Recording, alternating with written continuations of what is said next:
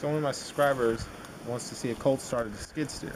Well, it's cold today, and the skid steer hasn't really been started in about 3 months. It's been in this position because it has a flat tire. But I'm going to limp it down to the low land because it's kind of out here in public and someone could put a battery in it and steal it.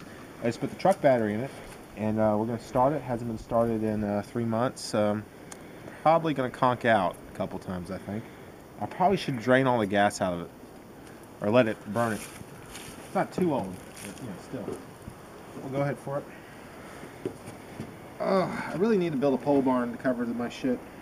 You push this button right here, and that engages electrical, and then you have a starting button.